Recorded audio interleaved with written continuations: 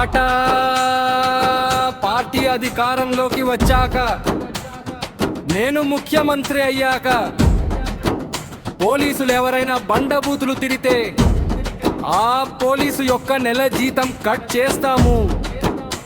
అప్పుడు గాని ఆ పోలీసుకు బుద్ధి రాదు.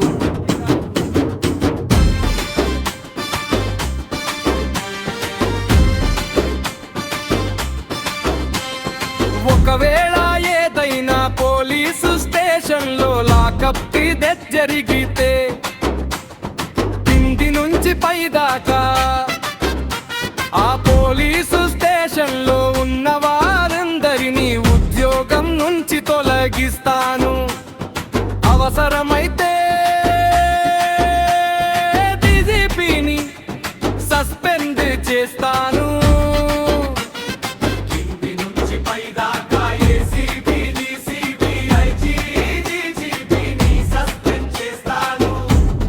అప్పుడు గాని చట్టం బాగుపడదు, పోలీసులకు బుద్ధి రాదు. గుర్తుపెట్టుకోండి, ఆంధ్రాలో సాయి కృష్ణను లాకప్ డెత్ చేశారు. బూడిద ఎక్కడుందో కూడా చెప్పడం లేదు. కొంతమంది కానిస్టేబుళ్లు దున్నపోతుల్లో ప్రవర్తిస్తున్నారు. ఆ నాగరాజు సిఐ కూడా చాలా దారుణంగా ప్రవర్తించాడు. చంపే హక్కు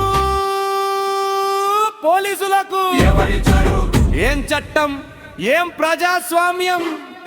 ఇంత హై టెక్నాలజీ ఉన్నప్పటికీ ఇప్పటికీ లాకప్ డెత్లు జరుగుతున్నాయి. పోలీసులు ఇష్టానుసారం ఒక యువకుడిని హింసించడం సరైంది కాదు. అతడు రౌడీ అయినా సరే నీకు ఏమిటి హక్కు? పోలీసు స్టేషన్లో కేసు పెట్టాలి, కోర్టు నిర్ణయం తీసుకోవాలి. నువ్వెవరు చంపడానికి? అందుకే ప్రజలు ఒక దశలో పోలీసులపై కోపంతో తిరగబడే పరిస్థితి వస్తుంది. గుర్తు పెట్టుకోండి, లంచాలకు అలవాటు పడిపోయి ఒక్కడి దగ్గర లంచం తీసుకుని ఇంకొకరిని కొడతారు. ఇదేమి పని అయిపోయింది? లంచాలు తీసుకోవడం, పట్టుబడడం, వందల కోట్లు వసూలు సంపాదించడం, రాజకీయ నాయకులకు మసక కొట్టడం, తూకమైన చోట ట్రాన్స్ఫర్లు పొందడం, పాట పార్టీ ప్రభుత్వం వచ్చాక ఇవన్నీ చెల్లవు. ఒక్క బూతు తిట్టినా, ఒక చెంప దెబ్బ కొట్టినా నెల జీతం కట్టెంటనేస్తం.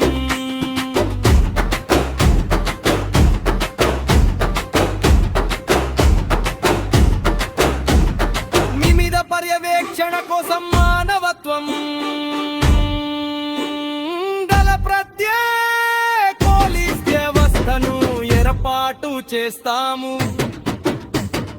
ఏదైనా తప్పు జరిగితే వెంటనే విచారణ చేసి సస్పెండ్ చేస్తాను. అప్పుడు గాని మీకు భయం వస్తుంది.